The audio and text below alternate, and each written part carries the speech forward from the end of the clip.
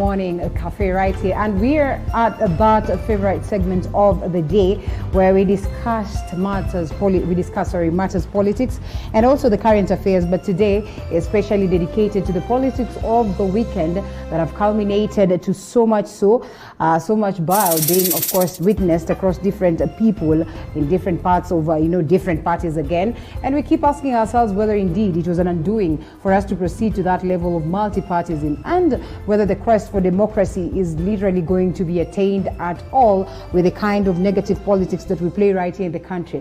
But how negative are they? I cannot say that. Of course, I'll have to get the help of my panel this morning, the panelists of the day. We have Muthiora Kariara. Thank you so much for your time this morning, and we look forward to hear what you have to say in regards to this. Is the party leader, TGN. TGN, Muthiora, stands for? TGN is the Great Nationhood Party of Kenya, the fastest growing party in is the Is it the very same Kenya? party that you had gone with that time you were seeking presidency, running mate of Jeff Kaluya? Dr. Jeff Kaluyu. Yes, In Kaluyu. 2017, we ran as independent candidates. All right. Then going forward, we are building a vehicle that will provide a platform for all forward-thinking, visionary Kenyans who want to reimagine a different nation, a great Kenya. All right, so someone is asking, 2022, now that it's here and everyone is talking matters 2022, it will be unfair to call you on set, discuss Jubilee, discuss ODM, wipe, and not discuss your party. So you will be a running mate again, or you will be vying for presidency? Well, if at all.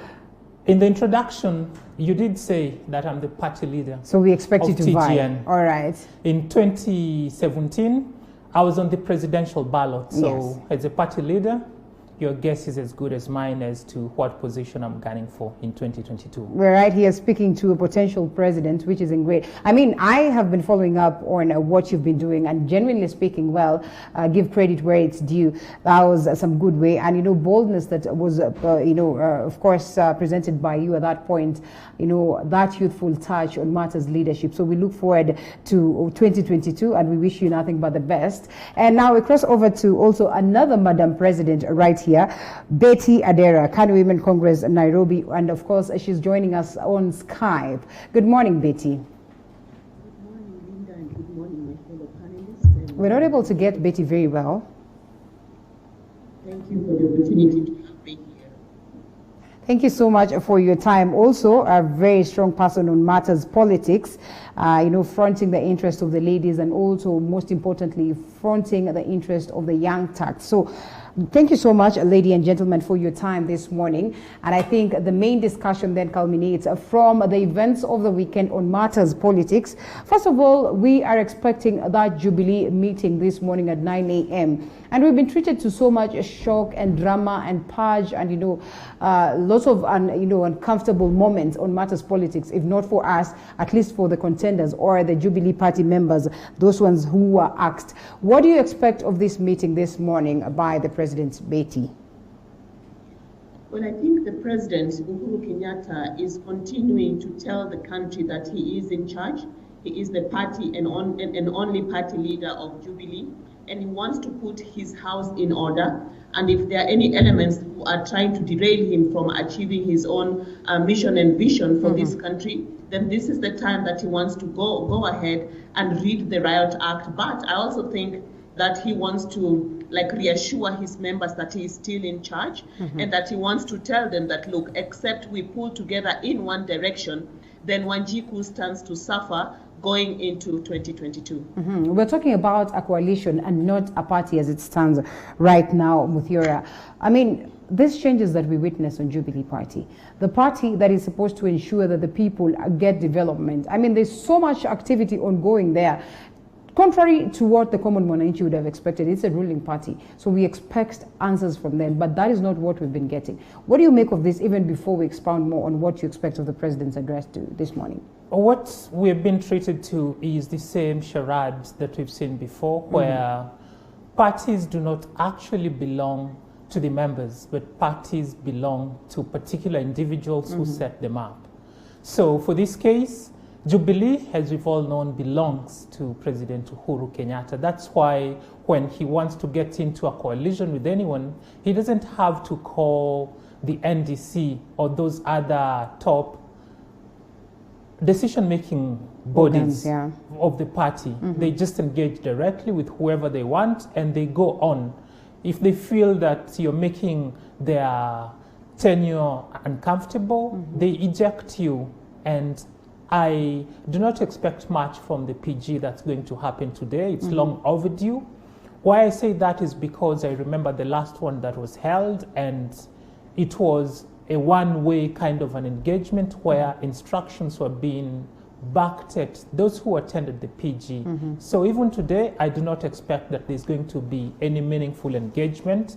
It's just going to be instructions being given to the parliamentary group that's going to attend this meeting. All right. Betty, you say that probably it's time now that the president has woken up and realized the essence of coming out so that he is able to protect his legacy. Do you feel like the Jubilee Party agenda, President Uhuru Kenyatta's agenda, has politically been attacked, as many would have argued, as you know, that is the former, of course, party chair also said at this point that this party has suffered political leprosy for the longest of time from the Jubilee Assembly, which, according to them, has been in existence for the longest of time. It's just that officially they came out open to speak of it.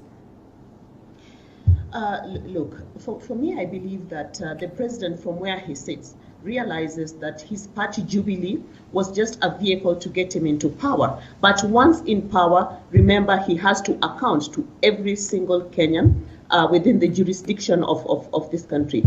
Now, just in any family, like in any family, Linda, if you see your kids and your family matters going astray, as the head of family, what do? There is a time for consultation, and there is a time to sit your people down and read the Riot Act. Every family, every setup, every political party has its own rules, is governed by a constitution that I believe allows, in this case, for the president to even bring in other actors to help him achieve, his legacy. Remember, this is a head of state who is in his second and probably last term, as president of Kenya under the current constitution. And I think every single day he's asking himself, and we Kenyans are also asking that, hey, in the 10 years that you will occupy that seat, what is it that you will have done, for Kenyans? He laid out a clear vision for his second term presidency, where he laid out the Big Four agenda. And the minute he laid it out, up to this very day, Linda, we are seeing bickering, we are seeing a family that stands divided. Now, why is it that he's coming in a little bit too late? Don't you think it's a little bit too late now that we've had these talks? And Muthiora, you're allowed to come in, because in my own opinion, or maybe in my understanding, we've been talking about the aspect of Jubilee differences for the longest of time. And as David Murade says, that this has been ongoing for the longest of time. I mean, why is it that the president is cracking the, this at this late stage? I mean, he barely has 2 years in Linda, office. just to interject, I think the president has realized that he's run out of time and he's looking for a scapegoat. The truth is, long since Jubilee got into office, that's in 2013, there are very few motions that have flopped on the floor of the House. That's in both the Senate and the National Assembly. So when we have a meeting like that, which is happening today, the PG, you ask yourself, if they're going to whip members, is it because these members have not been effective? Since 2017, you look at the record and you'll realize that Jubilee has not lost any motion on the floor of the House, which basically means that the members of parliament have been doing a superb job. Okay. It's not possible to say that the government has not been able to perform because people have been politicking. They are politicians. They were voted into politics, and so from time to time, they'll give their opinion based on what the sentiments on the grounds are. So in a way, I think there's a bigger game in all that which is happening, and it leans towards succession. It's not about service delivery. I wish it was, But then we cannot say that this government could have done better if the configuration in parliament was different. All right, interesting view right there. Betty, coming back to you, we've seen this, and we officially call it a coalition because we've seen the incorporation of KANU, your party, coming on board to join a Jubilee party. We've seen Wiper the latest. And again, this comes, of course, in a way of ensuring that unity is upheld in the country. But equally, we see differences that come out of this. Today morning, we were touching on one story that has been captured, where we now see, some of the Wiper leaders deciding to go there with the likes of Kivutha Kibwana. I mean, is this causing more harm than good? I think we are in interesting times. First of all, we are living in the COVID-19 pandemic. We have an election, coming in just in under 2 years.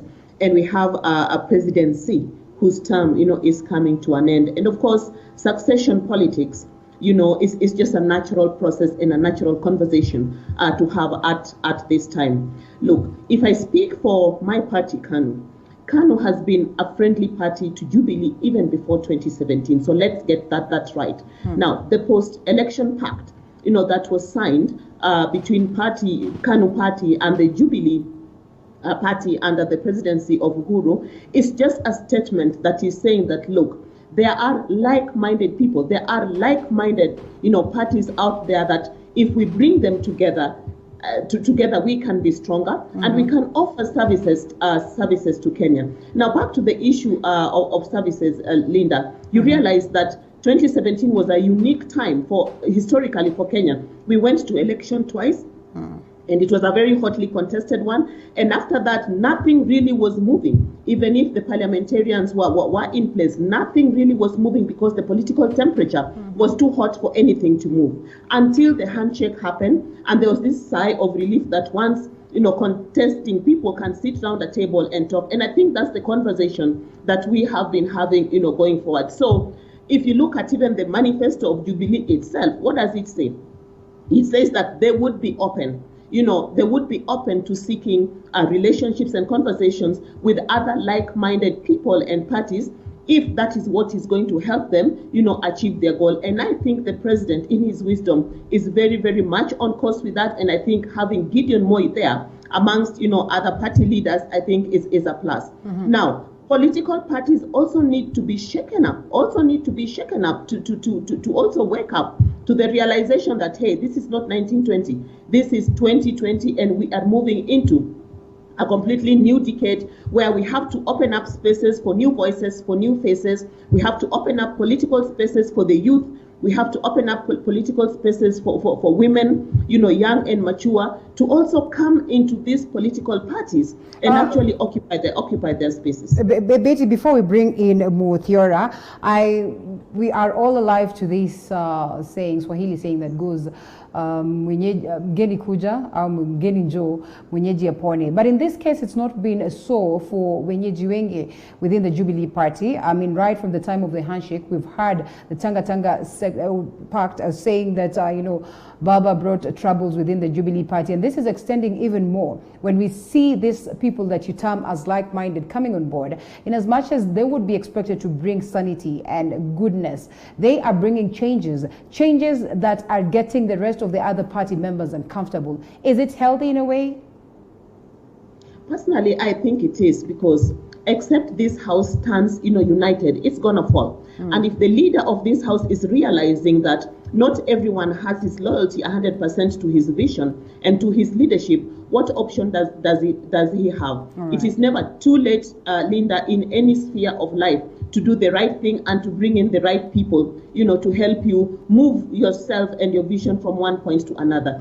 If Jubilee in itself was intact as it were, if, say, the deputy president just, became patient and stuck, his guns to support his boss, I don't think we would be in this scenario. But getting into, the second term of presidency, there was this now, kumi yako, kumi yangu, and that kumi thing just started almost immediately, and of course derailing, governance, derailing service provision, because then as common wananchi, we are being treated to an extended space of like a campaign mode all the time, and we were just coming in, you know, from a campaign. So I believe personally that the president is really on the right path to at least recoup whatever he can for the next 2 years. And if he gets it all right, 2 years is enough time to actually put things in order and lead us into the next leadership in whatever form, shape, and type that it will come. All right, before we delve deep into the Tanga factor, Muthiora, coming into the changes that we witness right now on the purge against people who are considered again to go against the views of President Uhuru Kenyatta within the Jubilee Party, do you think that this was strategic, first of all, to create space for the newbies, of course, the people who are joining in Jubilee Party, to work together with them? Of course, remember at some point in time we had Wiper leaders claiming that in the event that our leader is going to merge and work with Jubilee or work with the president, we'll certainly want to have the good share of what is being enjoyed in there. We've seen what Kanu has been able to garner as it stands right now. So it was strategic, and is it to, when we make it at the expense of the people who are also within, what does it speak politically? Well, when you want to kill a dog, you start by giving it a bad name, and that's what the top echelons of the Jubilee Party have been doing to the members they perceive to not be in support of the president, which from time to time they have said they are. Kenya is a multi-party democracy, and we have freedom of speech, freedom of association. So if someone says something that you do not like, but they have not gone contrary to the constitution that helps you to associate with them, you should let them be. And that's what the Jubilee Party should have done. I must laud parties like CCM, like Wiper, like KANU, for having it in them to be able to penetrate into the ruling regime, because we realize that the ideas they've had have not been the best. So maybe with this new entry of these players, we're going to have better service delivery through new ideas. So I must congratulate those parties that are looking to infiltrate the system. That's a good thing. But that being said, we must not look away from the fact that we're being told that these coalitions are coming to be so that we can bring unity in the nation. You cannot be creating unity while at the same time making your own members scatter. You should first start by consolidating your house and then let all the members embrace those who look to join you. All right. Speaking of which, these ones, one would say, you'd want to have them together, you'd want to incorporate them, you'd want to ensure that your members are all well catered for. But it looks like they are also determined to exit the stage. Now the Jubilee Asili, something that has been considered to have been in existence, you know, for 6 months now. Of course, originally the Hustler Nation, still the Hustler Nation, Tanga, and now to Jubilee Asili. And they are giving us mixed signals. It seems like they're going to register this party, seems like they're not going to register, seems like they're Jubilee Damu, seems like they're not Jubilee Damu. I mean, when you look at how Tanga or Team Tanga or members of parliament allied to the Deputy President William Ruto have been playing or have been releasing their cards, what does it speak? I mean, is it cause for worry for President Uhuru Kenyatta? He should be very worried, because these are members with whom he started this journey, and yet at the point when he's going to retire, he's not with them. So clearly he dropped the ball somewhere, whether it's his own making that they bolted out or it's their own ambition that has caused this division. That is out there for Kenyans to decide. But I believe with good leadership, like we've seen in some of the established democracies, parties do not disintegrate. They look to serve, and they never part ways until they have delivered value to the people who put them in office. All right, and as they would say, President Uhuru Kenyatta has his own reservation of the majority leader, that is Aden Duale, and it looks like today's meeting will highly also determine his fate as it stands right now. That is the majority leader of the National Assembly. What do you make of today's meeting, or what are your expectations? And knowing very well that at some point Duale has been saved, yet he was amongst the key people who seemed to be on the verge of losing it as it stands, Betty. I believe everyone has an opportunity in life to see the light.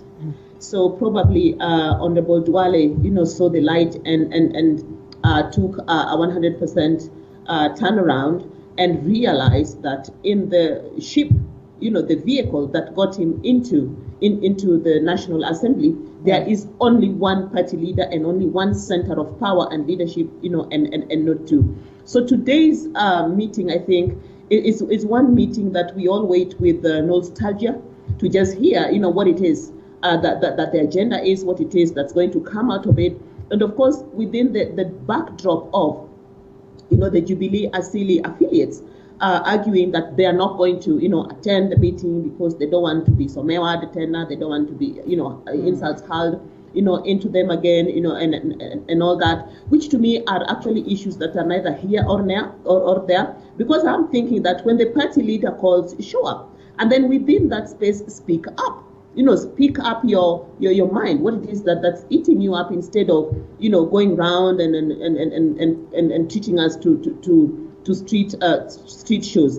But coming back to the Ford Asili, I think for me the thing is we are living within an expanded political space in Kenya and dispensation, and everyone is free legally at any time to move out, create your own party and go. If you feel that the party you got into is no longer serving your interests, very well, we get it. We understand that and we feel you. But you can't have your cake and eat it. You can't say that you're here, but you're also saying this house is not good and you've created another one, then go. You have a legal right to legally now, register that party and just move and go back, to Kenyans and seek their mandate within a fresh vehicle. And if they will bring you back, and within that your space where now you're free to speak your mind and really rant the match you want.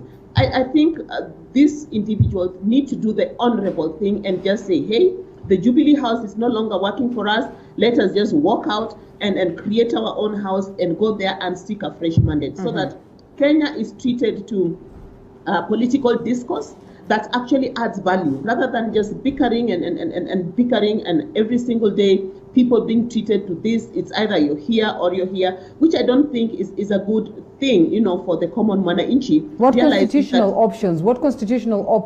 options do, of course, the Tanga team have as it stands right now in the event that they would decide that they will go their way? I believe they can resign.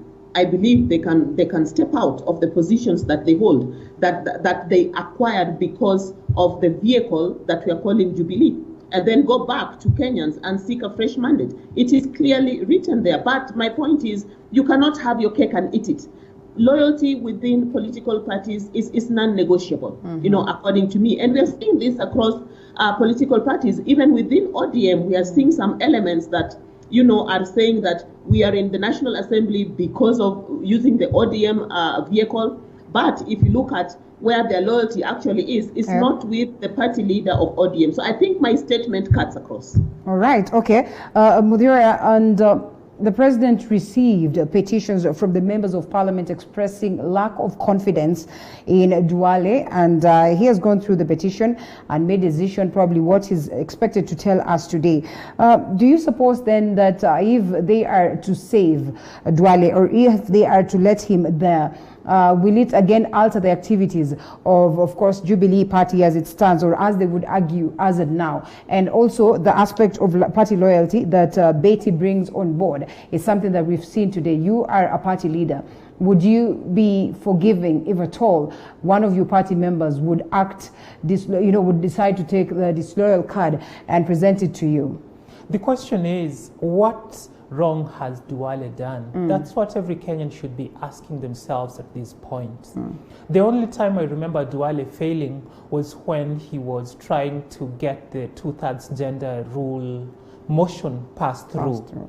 And he did his best, but it never went through, simply because the party did not wish to support it. Let's say the government from the very top, because implementing the 2/3 gender rule to its fullest would only require resources that have been spent, just 5 kilometers of the SGR would be enough to do that. So that's the last time I remember Duale failing. Yeah. And yet he did his best. Otherwise, when we look at his track record, he has delivered for Jubilee to the latter. So when people gang up and say they want to oust him, you wonder, what exactly do they want? Because for someone in his position, you look at how many motions he's been able to push through, and Duale has been very successful. Like I said, and I will repeat again, Kenya is a multi-party democracy, and we should be able to accommodate dissenting voices. We do not have a monopoly of knowledge or ideas. So when someone expresses themselves the way that they see things, you should not penalize them, because they were put in office by Kenyans, and these Kenyans have a right to be heard through their representatives. All right, as Duale struggles to save himself, talk from within says that, of course, Kipipiri, Member of Parliament Amos Kimunya, is set or is being considered as a replacement for him. I don't know whether it's going to be the best of a replacement. This morning we had an argument with Philip, and according to him, there's probably nobody who would be able to match up to what Duale has done. We can only wait to see what will happen in regards to that. We take a break, and we'll be coming with much more in regards to the same as we expound more on other issues on matters politics right here after this.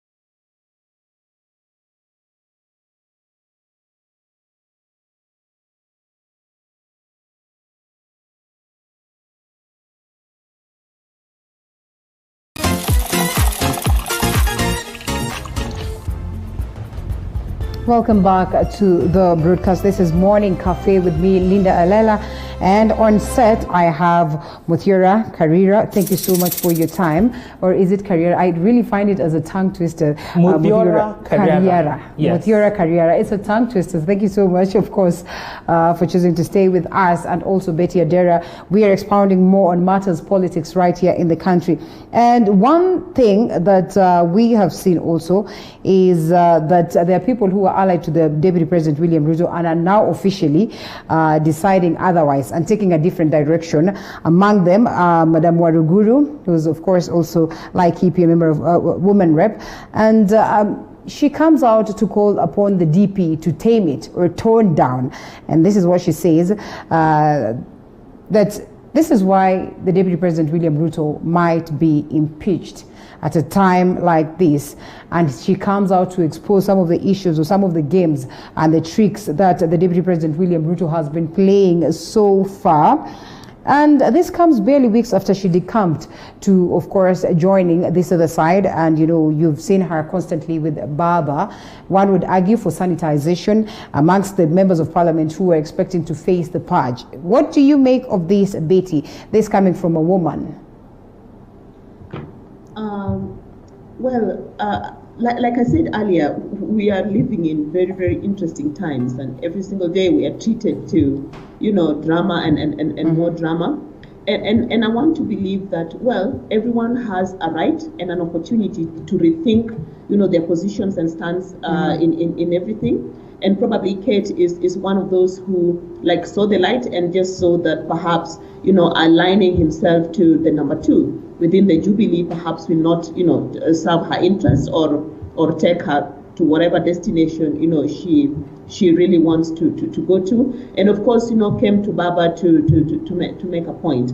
But I'm thinking that this is a time for, I mean, in the name of God, all elected leaders to pull in one direction, of course respecting their respective party positions, but at least, you know, put a focus on providing services, you know, for Kenyans.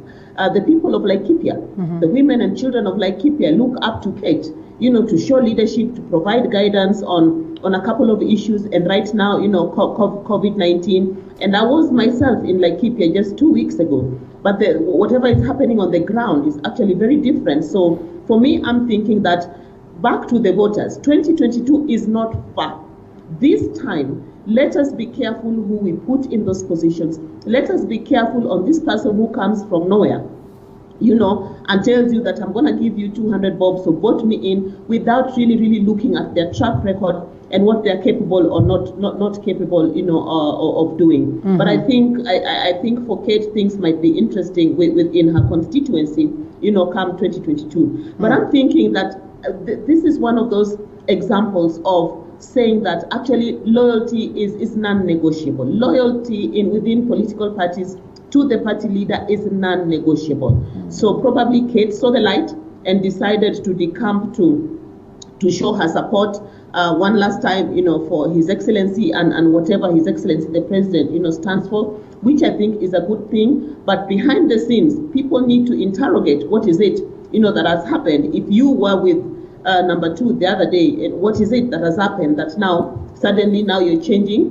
your tune, you know, to sing a different song? What is it that we are not being told? What is this that's happening, you know, behind the scenes? And for me, if it has got no Wanjiku's interest in it, then I don't think it is of any interest to Kenyans. All right. One of the rare occurrences where a student decides to be the tutor to their teacher, Muthiora, and Madam Waruguru now tells the DP, with your Asili shenanigans, you have just asked for impeachment and you'll be served the impeachment hot.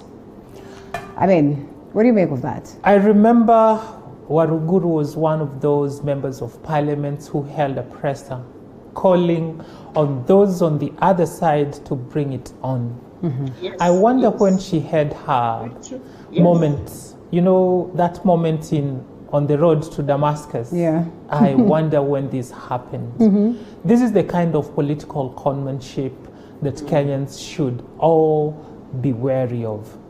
That today you can say whatever it is that you wish just because it pays the bills. And then tomorrow say something totally opposite because that's what brings the bread to the table. It's really unfortunate. I hope that her constituents will call her out for it when it comes to 2022. These are mistakes that should be punished. They should not be let to be. That said, well, people make mistakes. Laikipia constituents most probably made a mistake when they voted her in. Let them interrogate the work she has done on the ground, but then she can't be the first person to tell us that the deputy president should be impeached. No, that that's a little above her pay grade, given the shenanigans she has treated us to. All right, and from Waruguru to Waiguru, and residents of Kirinyaga County Sunday, that is on the 21st of June, woke up to anti-Waiguru leaflets that had been circulated on a Saturday night by unknown people. And these leaflets were dropped at Ngurubani, Makutano, Kagio, Kerugoya, Kagumo, Kibingoti, Kibirigwi, most of the areas, in Kirinyaga. The leaflets written, Waiguru must go. They were written Kikuyu, they were written in English, some of them, just trying to register how much the residents are over and done, with Anne Waiguru amid these talks of an impeachment that are likely to, overturn or take a different turn based on what will be declared at the level of the Senate. Betty, does it show that indeed the people of Kirinyaga are tired, are done and dusted with Madam Anne Waiguru? Or maybe again, this could just be a political game? Again, we are in interesting political times, and anything is really possible. The ghosts, that are chasing Governor Anne, have not started chasing her now. She's had them for a while. And for the people of Kirinyaga, I think when they were casting their votes, in the ballot box, choosing her over so many other great women. If you're looking for women leaders who are great, Kirinyaga is one place. Is one place to go. So I'm just wondering, what is this? Either there's something that has got nothing to do with the people that's chasing her, or what is it that has happened that now Kirinyagians have just realized that, oops, our lady governor must go. But I think I personally applaud them through their county assembly for making their voice heard and making their voice heard very loudly. And I think they took the constitutionally legal process to do what they needed to do within the county assembly. And now the matter is in the hands of Senate. So it's just a matter of us waiting to see how this plays out and what the Senate would say. Now, for me, what's important is going forward. In the event, that the Senate saves her and she goes back, to continue being governor, how is it that she's going to govern? How will she work with this, huge number of MCAs who have, spitted her out?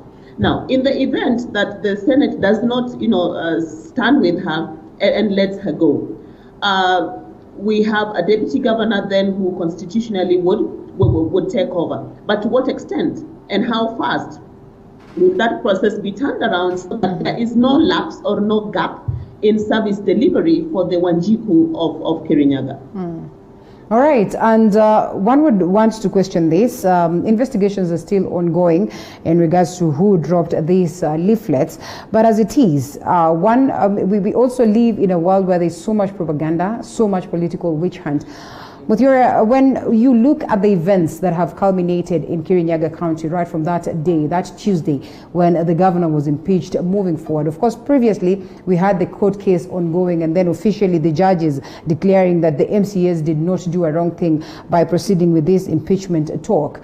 I mean, what do you make of the entire event, even as we await what Senate will declare? We saw what played out the other day, and a majority of them standing in favor, or purported in favor of course, ensuring that she is taken through a session by an 11-member committee and is opposed to the entire Senate, House. I would say what's happening in Kirinyaga is very interesting, and we should all be disturbed by the unraveling of events. Yeah. I'll take you back to a time when the president visited that county, and he spoke in vernacular and in a way pointed fingers at what would eventually befall Madam Waiguru. He said that if you've stolen, you are stealing for yourself. You are not stealing to bring to the Kirinyaga people. That's what was said then. And you look at the case that Waiguru is facing today, gross misconduct, abuse of office, corruption. It's tied to whatever the president had said then. But then here is something we should take note of, and that is in 2017, when people went to the polls in Kirinyaga, they were not voting for Anne Waiguru. They were voting for Jubilee, the party of the president. So Waiguru's woes do not start with the people. There is a hand behind this whole thing, and this is properly illustrated when you look at the events that preceded the impeachment motion. If the MCAs are coming to the table with clean hands, why would they not go home, sleep over it, and then just walk to Parliament and vote for the impeachment motion? Why did they have to be locked up? Who was this that was so influential that they had to lock them up? And then let's come to the leaflets. It takes a measure of resources to be able to print and distribute as many leaflets as were found in Kirinyaga. Who is funding this? You look at the message, it's uniform, meaning it came from a particular source, just one source. So obviously there is someone who is behind all these machinations, and we should look beyond the petty politics. This is about succession, and succession in the name that Waiguru has fronted herself as a capable leader to take over from Uhuru Muigai Kenyatta as a kingpin in the Mount Kenya region. And there are people who are not happy with that. Her impeachment, of course, is before the quasi-judicial process in the Senate. I hope that justice is done. If indeed she's found to be culpable, let her face the law. But until that determination is made, let us not get played with the games that we are seeing in Kirinyaga. All right, we leave it at that as we await what the verdict will be. It's not so long before we get that. And to an interesting story here, the upheavals in Ford Kenya and ANC parties have everything to do with sharing of money. This is not strange, as they would say, lack of money is the root of all evils. And ANC and Ford Kenya wipe at some point all the member parties within the NASA coalition, as opposed to different from ODM, have been claiming that ODM, or the big brother, has gone sour on them, has not been very genuine with them, especially when it comes to, estimated over 4.5 billion. That is what was supposed to be shared amongst them. And ODM, for the longest of time, claiming that, there was no agreement in regards to how monies will be shared amongst themselves within the NASA coalition. Betty, really, first of all, we all would say that NASA is gone, done and dusted. Why are we still talking about these issues to do with money? And what does it speak of this coalition that are normally formed? Well, I think the art, and act of forming coalitions is very well in line with the Constitution, and pretty much up to the people concerned, saying that if we, come together as a bloc, then we can deliver, the votes as a bloc and secure political power. And I'm thinking we can learn lessons from COD.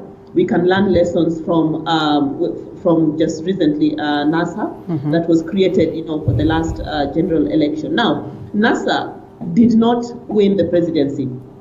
They did not form the government, as it were. It was taken by Jubilee. So the question, that begs is, to what, does all these political parties owe each other now that anyway they never even made it? And money is a dicey issue. Money is an emotive issue. According to me, it's neither here nor there. You can't really place your hands on really what it is.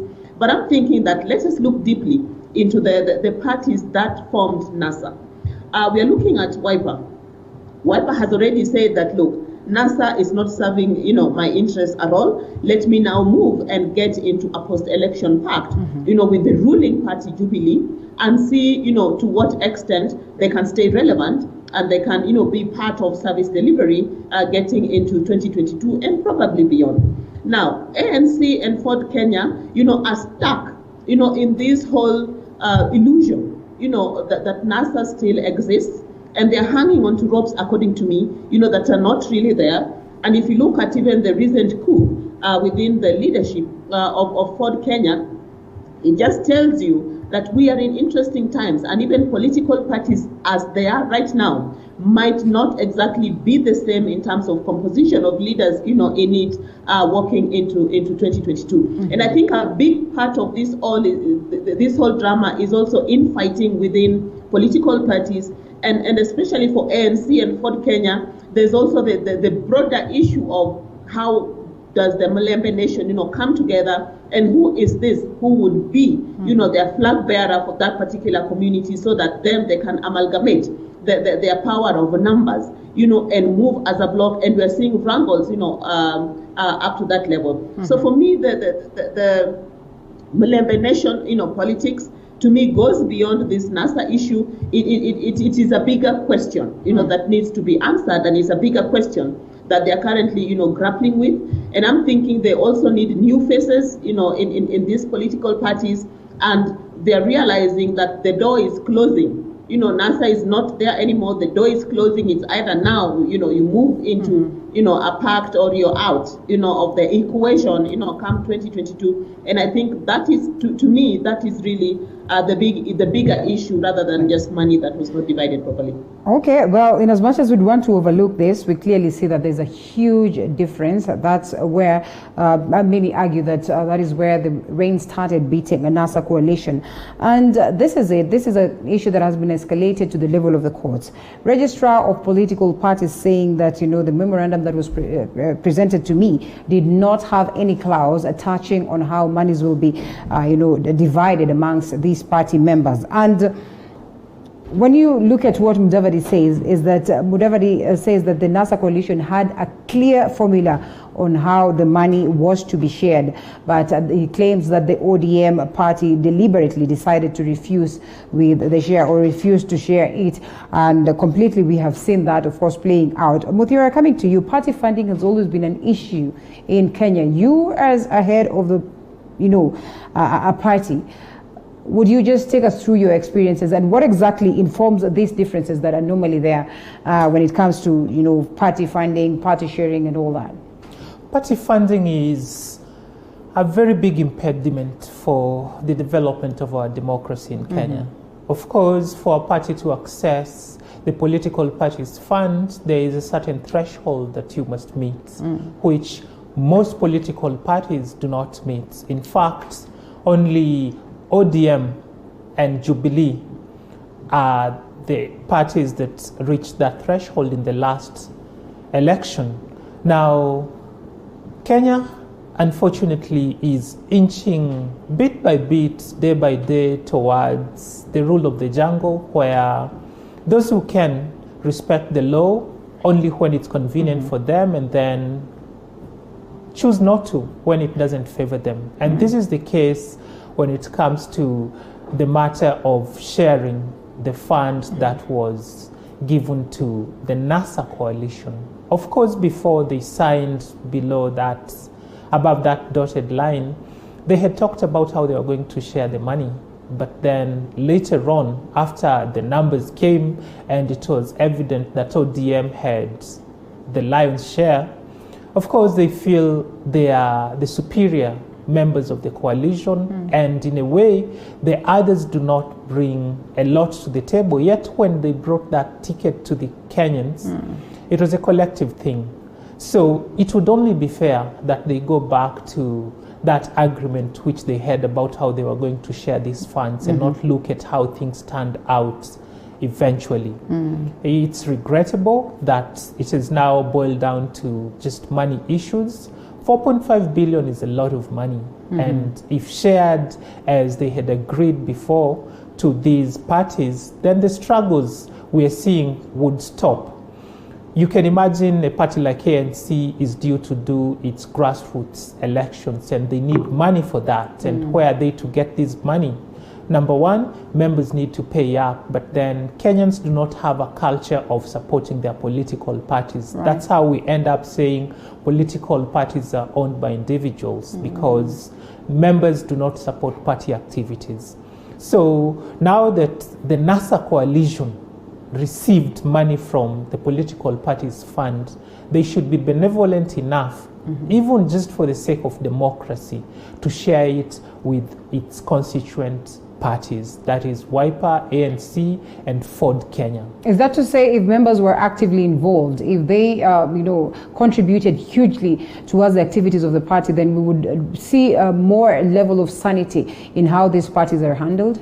Yes, and it would be a lot easier to hold the leaders to account. Take, for instance, in the Great Nationhood Party, our approach is that for all our activities, our members need to come on board. We need them to support whatever it is that the party is doing. That's how their voice is going to be heard. That way, those who hold office will know that they are answerable to the people. But unfortunately, the culture, which we are working so hard to change, is that members feel that it's the party's responsibility to do things for them, when in fact, Kenyans should be asking what they can do for their country. And since we are a democracy, we do that through parties.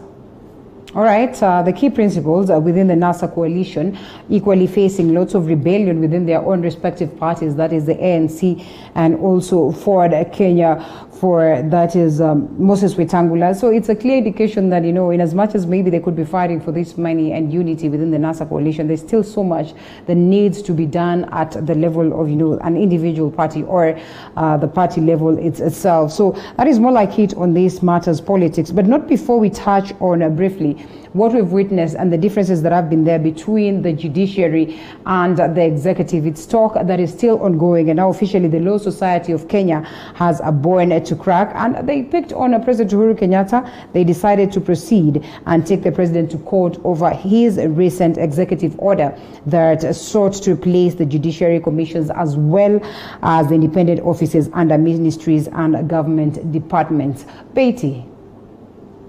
Yes. We are living within expanded democratic space, and you can see already even a head of state, is and can be taken to court.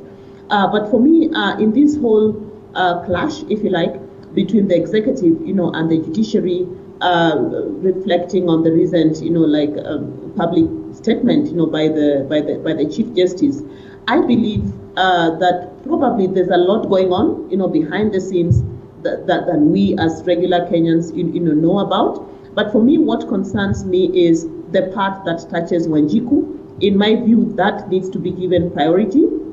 If someone somewhere needs to be paid out because of a court decision, that really actually needs to happen. As the people are encouraged to sit round the table and just talk whatever issue it is out as gentlemen or ladies, so that at the end of the day there's an amicable relationship and an agreeable one between judiciary and executive. These are two critical arms of government, and in the middle of it is the Wanjiku. In the middle of it is the common wananchi who's looking at both arms for solace and for service provision.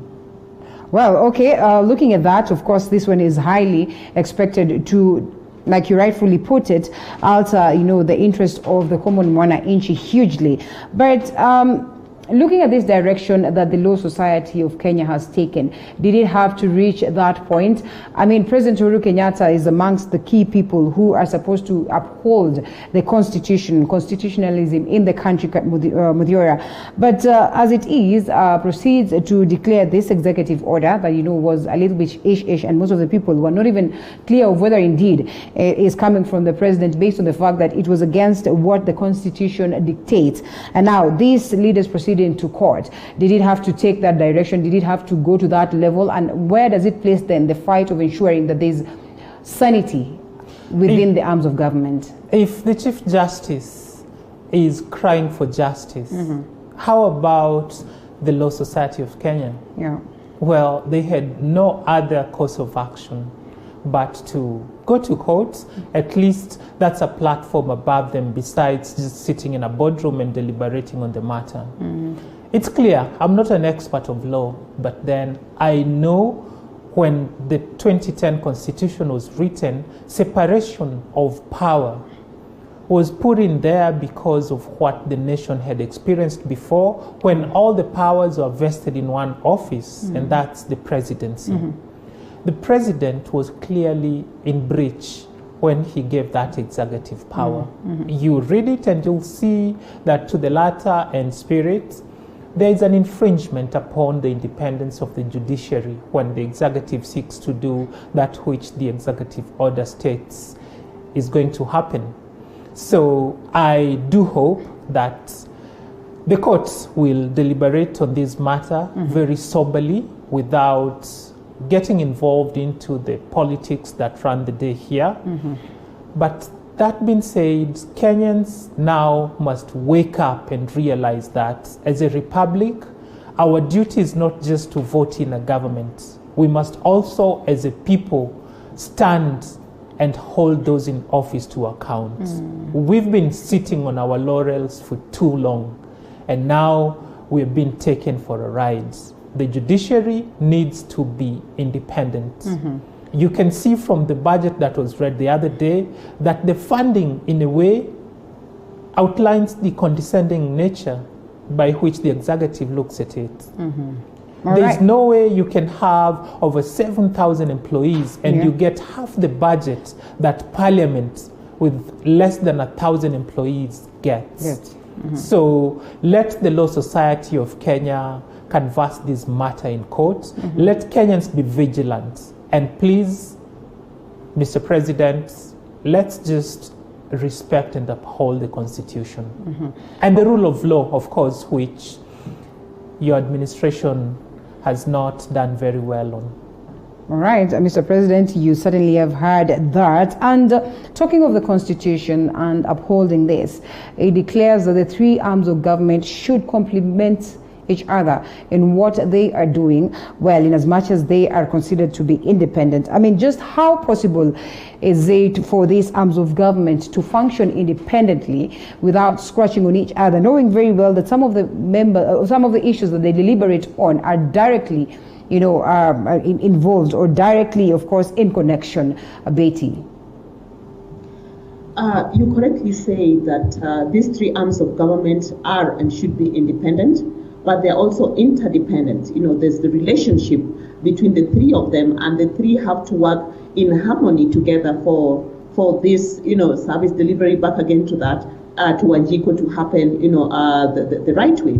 And I believe, as my fellow panelist is saying, that the Constitution, following lessons learned previously for many years, came out clearly and clearly articulated, the roles and the burden, of each arm of government. But of course, bearing the fact that ultimately the presidency, has the last word. So I'm thinking that for me, it's time to go back to the drawing board, the persons concerned within these three arms, to go back to the drawing board and just say, hey, how can we work better in a complementary manner rather than working in silos, and also rather than working in such a way that decisions that are made, in one arm do not reflect, the thoughts and processes and interests, of the others, because it is the collective functioning of these three arms of government that makes us say that,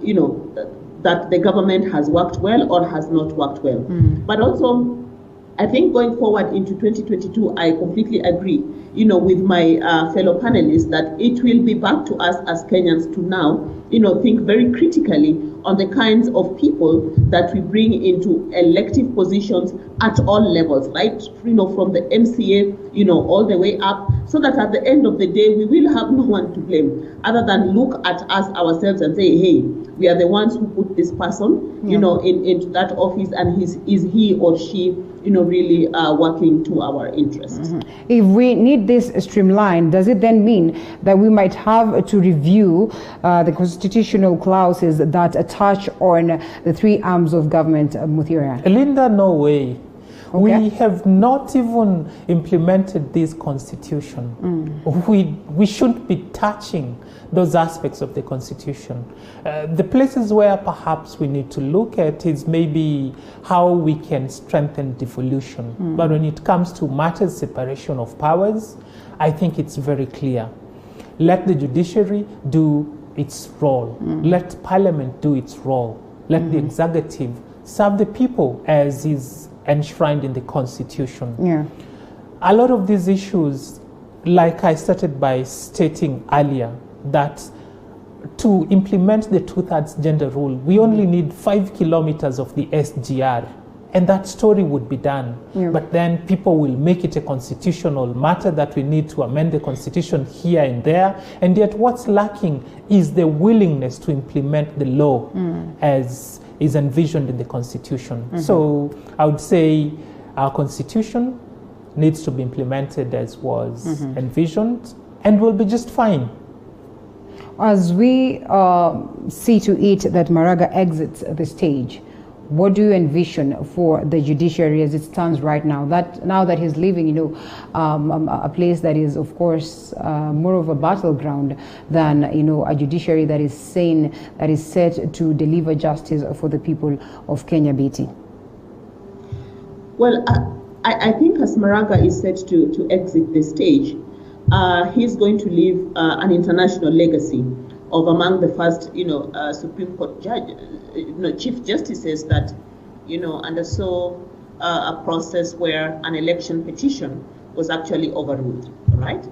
But having said that, looking at the kinds of issues he was upset about or complaining about not too long ago, is that he's feeling, frustrated. He is going to leave office perhaps a frustrated man. He's going to leave office having not achieved perhaps the kind of vision or legacy that he would have wished, to leave for his successor, to carry on from. He was complaining about some of the Supreme Court judges who, and judges, at large who needed to have been, put in place by the presidency, and that has not happened, and all these, court decisions that are not being, followed through, and a long list of those. Right. But for me, I think I would want to take this back to his footsteps. That to what extent, is he also contributing to this? What has caused, the deadlock in terms of dialogue between judiciary and executive? How come some of these things are not being sorted out and being brought, to the public light? Has he done enough, to bring people concerned round the table as Chief Justice, to have these conversations done? And what kind of vision, does he have for the next few months, that he has, to be in office? So personally, I think when we look at one man that sits at the apex of this particular, the judiciary as an arm of government, remember it's a whole constituency of people and departments and systems, and all that. But to what extent has judiciary now collectively, been part of the solution to this quagmire? Right. And I'm thinking that the executive is also listening, they're also hearing. To them, I would pose the same question, like to what extent, are you meeting the judiciary in terms of, some of the minimum standards, minimum things that just needs to be put in place? So that would be like my thoughts. But I think it's interesting that we are having this conversation at this time when the Chief Justice has not a lot of time left. Yeah. In his in the tenure of his office. All right, and there you go. I think also we'd love to hear what you have to say, Muthiora, in regards to the very same subject as we get to call it a day on this particular segment. Well, Wanjiku will judge Maraga harshly because of the metrics with regard to service delivery. The judiciary has not fared very well under him. You look at how long it takes for a case to be dispensed with. It takes longer lately as compared to before. That in itself says that Maraga has not done very well. There's this report, let me just take you through it. It says that courts give 300 rulings in month, way past Maraga deadline. More or less like what you're saying, just alluding to that. Yes. So on matters service delivery, Maraga's judiciary has let Kenya down. Yeah. Now, another metric is corruption. You look at the index that was released the other day, And the judiciary still ranks very highly when it comes to matters corruption. Now, on those two issues, I would say Maraga could have done better. He did not. So, of course, on the headline matters, he came through for this nation. But as he prepares to go home, let him know that we hold that he could have done better. All right, that's more like it. And on that very note, we also leave it at that. We say thank you so much to Betty Adera for your time, Kanu Women Congress in Nairobi. And of course, she was joining us on Skype. And Muthiora Kariara, thank you so much for your time. He's the party leader, TGN, and he's right here with me on studio. We're looking forward to have another session with them, even as we expound more on the current issues right here in the country. We await that meeting, and we'll have our reporter, our political reporter, that is Elizabeth Mutuku, following up on the same, and she will be updating us on what will play out as to that. And on that very note, we take a short break. We'll be right back with much more on the lifestyle segment. You do not want to miss out on it. We have so much in store for you. It will make it a surprise until that time when we start it. So keep it right here. After this break, Morning Cafe is back with more.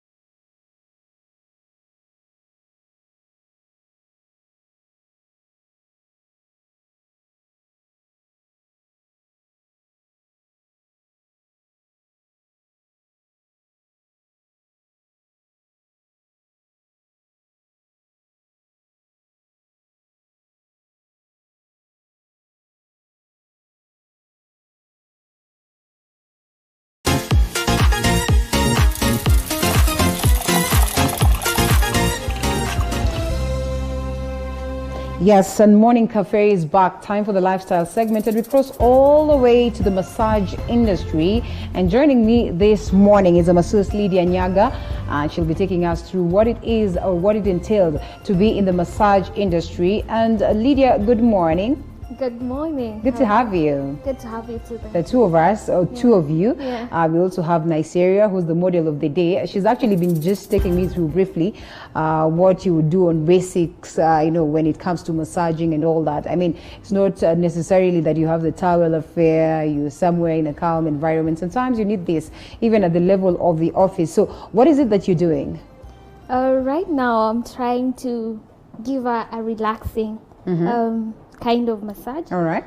Making sure that the pressure point here is the pressure point to the brain, especially if you have headaches or you're stressed out. Okay. This one really helps a lot to relax your brain muscles. At what point would one get that one?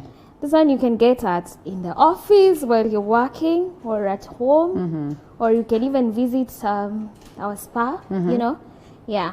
All right. So, there's this friend of mine who used to just, I'm seated somewhere in the office and she would pass by and pull something on my neck that feels very nice. I've literally tried to get that from somebody else or do that the same to somebody else. Yeah. It's a whole different affair. What is the trick? What is the trick with your hands as masseuse in comparison to just anybody else doing it to you?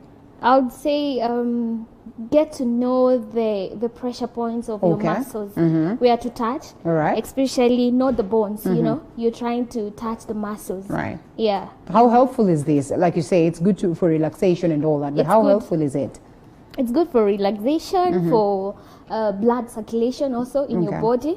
Yeah, to relieve the tension and all that. Yeah. All right, your moment of fame, Nigeria, is over. Yeah. And enjoyment, you just got one for free courtesy of me. So we'll release you. At least I've gotten the bit. I mean, can this be done by somebody else, by just anybody?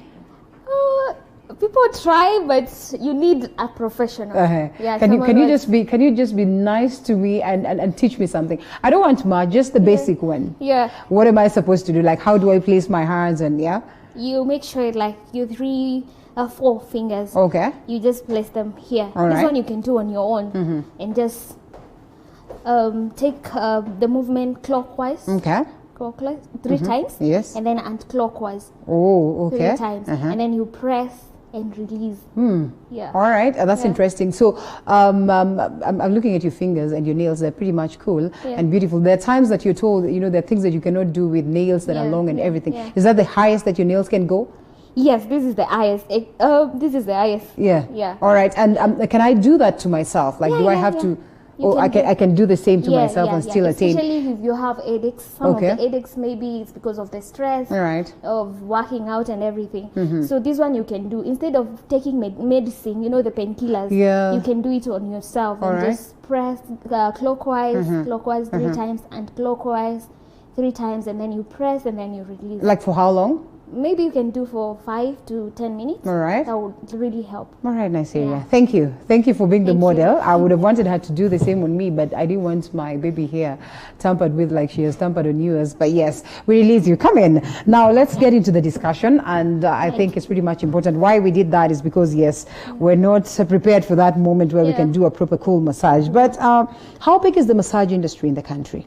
Massage industry is really a wide industry, I would say that. Yeah. And especially the beauty industry is glowing. Yeah. It's growing. That is industry day in, day out. And massage parlors, spas are being open, and not just in massage parlors, even in the hotels and everything. You find that people are doing massage services in a professional way. I would say that. How is this connected with the beauty industry now that you mentioned it? It's connected with beauty because most of us, when we go to school, in beauty colleges, it's part of the services that we are being trained. It's part of the beauty services that we normally do in a spa. So it's part of the program. Yeah. All right. So now that you're talking about it's part of the program and what it is that you do, how many hours are you required to work, say in a week? I mean, so at least you're able to, successfully do it on someone or massage someone, and it does not overwork you, it does not underwork you. The trick with massage services, right, I'd said earlier, is knowing the pressure point. So the pressure points that you're doing and the muscles that you're touching to the body, working hours, I would say you can really work. Right. It depends with the bookings. Some of us, we even operate like in a day you can work on 5 clients a day, and you're still good. All right. Yeah. To what extent does this go now that we've done the basics and all that? What types of massages are there? Like for instance, I normally do like 5 of them. We have the Swedish one. This is a relaxing massage. No much pressure, just to relax. You're there to relax. Then we have the deep tissue massage. This one is more deep to the muscles, and it's normally for the people who are going to the gym, people who are exercising, or they play football, rugby and all that. Someone who has an injury, it's really good for deep tissue. We have the one for hot stone massage, especially now with the cold weather. Yeah. That one is really good because you're using the stones that are warm to, when you're massaging, you just place on your client. Right. And then we have another one called reflexology. This one is really, I can say, medicated. Yeah. For the people with body conditions, right, like the feet, they need more. It's more of physio, yeah. Yeah. Okay. So normally those are the types of massage that we do. We have aromatherapy. Right. This one is for essential oils that we normally mix together. For someone who maybe has something to do with maybe brain and everything, we just want those essential oils. Not for everyone. Okay. Others are allergic to such smells. All right. So yeah, I can say those are the type of massages we normally So do. the type of massages then will determine the products to be used, will determine the materials to be used. Yes. What are some of the basics materials that one would want on general, massage? One is the oils that we normally use. Not everyone wants the smell, you know.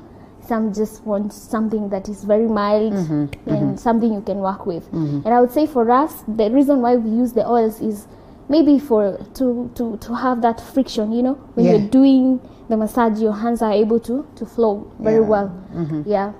So we are at an era of COVID-19. I have said this a couple of times that one, I am scared of going to the salon. 2, I am scared of going to have my nails done because of fear of the unknown. This COVID, you do not know who has it, who does not have it, and everything. And we're not trying to say that it's a death sentence, but it's a reality on ground. How has this affected your market? Wow, it is a challenge right now. It is the moment COVID was announced, that it was in March 13th, things changed. Because our services, we are in contact. You are one-on-one on a client, you know, where it involves touching, and we can't really keep the social distance with the client. So you find that most clients are afraid to come to the spa, to the salon, which is even for us. We are at risk, you know, of being contacting this disease.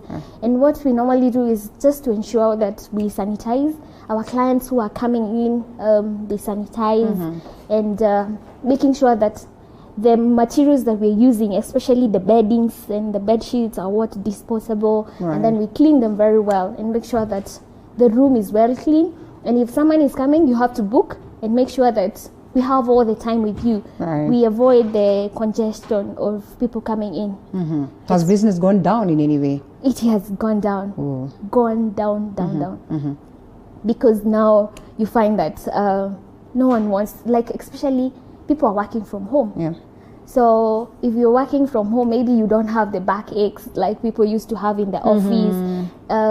Gym were closed, you know. People used to go and exercise, and they need a massage. At the end of the week, they're like, oh, because of working out, I need a massage. You see, now this is affected because the gyms are being closed. They're being closed. Another thing is that we do couples massage, especially for people who are maybe honeymoon or they've done their wedding and all that. But now people are at home, so they cannot just come to this spa and get a massage as couples, you know. It has really affected us a lot. I mean, what is the difference? You're saying this, and you're saying it with so much passion, and I can barely help but smile. what informs someone to just want a massage? A majority of us would tell you that, you know, well, initially maybe there was not that thought never crossed your mind, and probably someone treated you to a massage and you felt like, wow, so it's a good deal, and you wanted to go again and again and again. I mean, people have looked at it as though it's a luxurious, you know, exercise. Would you say that it is necessary and important health-wise that people will get massages, you know, time and again? It is very necessary. You find that our bodies, the way are made of the muscles, different muscles everywhere. And because of the work that we do, because of the diet that we're using, you find that the blood circulation in our body is not well circulated, and this affects most of us. You find that people have muscle pulls, you know, you wake up, you feel your back because of your neck, because of how maybe you're sleeping and everything. And this will really help to release the tension, to make sure that your blood is really flowing very well. And you find some diseases, I've said, like headache, you know, may have severe headaches and you don't know how to do. You're taking painkillers, they're not going away. A massage will really help to maybe touch the muscles and release some tension. You mentioned people who go to the gym that they would seek massage services every other time. Then I'm asking myself, last time I checked, we were told that, you know, when you gym a lot, when you exercise a lot, you literally are, you know, just working out and ensuring that your body is in the best of shape. So why would one need a massage after gymming? I mean, you have stretched, you've done almost everything, you've trained your muscles, you've you know, contracted your muscles and all that. Okay, going to the gym, you find that at the gym you might be introduced to maybe a workout that your body is not used to it. So you find like 1 week to like 2 weeks, you're in so much pain. Your body is in pain. You're right, it's right about that. Your body is with so much pain, and so you need just to come and release that tension.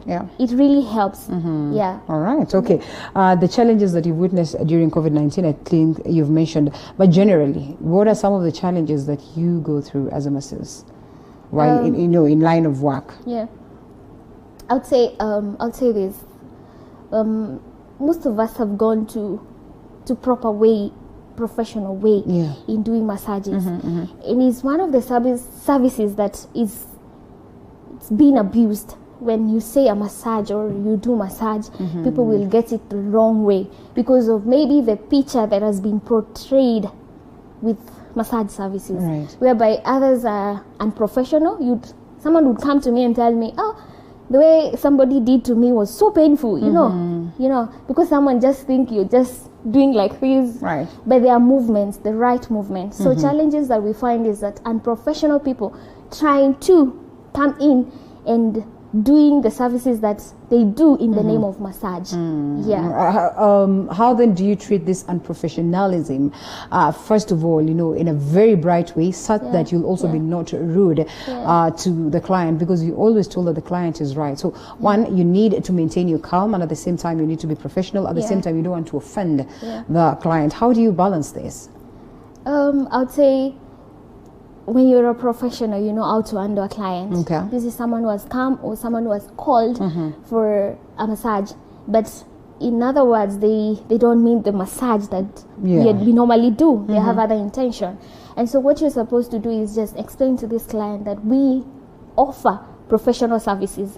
We don't do other services. And when you tell them that, they just hang up, or someone as a human. Oh, now this is at the point of them trying to book. At that actual point, there are times, I'm sure you probably have had this experience when someone gets unprofessional, and would you point a finger at them? You also are a human being. When it gets to that point, how are you able to maintain your calm and your professionalism? Honestly speaking, you're human before you are a masseuse. Yes, I'm human, but I have a business. I have a spa, and you see, I'm also protecting a name. I cannot just tell someone rudely, you know, and maybe someone even others are even testing you to see whether you'll be able to do it. You know? So you just tell them calmly and just tell them we don't offer that. All right. I would want to assume that someone as beautiful as you must be in a relationship. You can dispute that, yes. So How will the people around you, the people who love you, look at this? I know there's always that struggle of trying to explain to them that this is not what you think. Yeah. Wow, that's a good question. I'll say that my family know that I do this for passion. Right. My clients too know me that I do this because I love doing what I do. And because of this, these are the people who trust me, I can say. Right. They know Lydia cannot do that, you know. These are the clients who will recommend even their husband to come and get the service because they believe in me that whatever I'm offering is professional. And that's why I told you we normally even work with couples. Is we have a couple room. People come as couples. We've had, you probably have had these conversations now, those moments when you just chat with your fellow masseurs and you speak about those experiences. What is the worst that any of them has shared to you, or the worst that you've experienced? With massage. Yes, and you know, these people who treat this whole thing unprofessionally. I've had a case whereby when I was newly working, where somebody tried to threaten me inside a room. And it was quite shock. It was a shock for me. All right. When someone demand forcefully to be done extra services that are not part of the massage. So I think because of that, I know what it normally goes through, and the people that I work with, I always make sure that whatever they do, it's professionally, because some of these people they're prominent people, they're businessmen they think they're powerful, so they would use anything to try and threaten you if you refuse, you know, or even accuse you're the one who was trying to demand from them, you know. So I normally work with people I know very well. Are there times you felt like, no, this I would want to drop? Yes. Based on the experiences that you've gone through? Yeah, I think. What was the turning point? What got you to saying that, okay, well, let me just proceed and do this, apart from the passion? I remember now that case after being threatened by that person. Yeah. I remember going home and crying and saying that I did not sign up for this. You know, I didn't go to school to do this course, and then this is what I'm getting. Where people don't understand what it is that you're doing. It's professional. You know, it's something that you have studied. It's something that it has really cost you. And I think from there, I realized, no, this is, I love what I do. And so because of that, I'm doing it. Oh, that's amazing. Has that called for counseling sessions at some point? Is it necessary to have these sessions and talk sessions, you know, with fellow masseurs and, you know, just professionals who are going to ensure that you stick to the core value? Yes. We normally have a meeting with my beauticians and discuss some of the challenges. And I can say the people that I'm working with, I love people who are married, sorry to say this, because these are the people you find that they have trust with their husband. So when they're doing this because it's a career. You know, they're not in any other business or something. We also make sure the way we dress, you know, the way you appear, you know, you don't just dress a mini skirt and here you are, you're saying you do a massage. So we normally wear black trousers and a jacket that is white. So to make sure we have covered everything. And when you're doing this, you're very flexible. Okay. As we get to wind up, is it an industry that is so friendly enough in terms of what people get as returns, if you were to say? Sorry? In terms of, you know, well, what you would make on an hourly basis, well, forget about that time, on normal times, Is it an industry that indeed is being well received? Because initially, like I said, most of the people never used to seek massage services and everything. Probably times have changed. Do you suppose that the times have changed in favor of the industry? Yes. It has really changed. I think now the world is more, I can say, close. You know, we are watching from YouTube. We watch, you know, people going to the spa and getting, you know, all these kind of treatments and everything. So I'd say beauty industry, it has become a billion industry whereby money is coming in, and so you find that everyone wants to feel good. People have now realized self-love. They just want to come and treat themselves. You know, you don't have to be treated by anyone. So I think this has made people to realize. It is good to enjoy such services. You don't have to have much for you to come for a pedicure or a massage or something like that. You can do it on your own. You can put it in your budget that every month I need to come and treat myself and feel good. You know, it feels good when you're relaxed and someone is treating you nice. You know. Yeah, most people are missing that. You know, the attention. I know. Well, the first time I pulled one, I realized that I have been missing it so much. And on that very note, I think I need to seek your services as soon as possible, so at least I get this straight out of the COVID-19 pandemic and the drama and lots of work that we've been doing. What would be your parting shot to anyone out there who's probably never tried, a massage? Oh wow! I would tell everyone this is a service that you need to come in and enjoy, and you will never be disappointed. And you start with the basic. We have now like the relaxing one, where you just come and try and feel good for yourself. Self-love is everything. Yeah.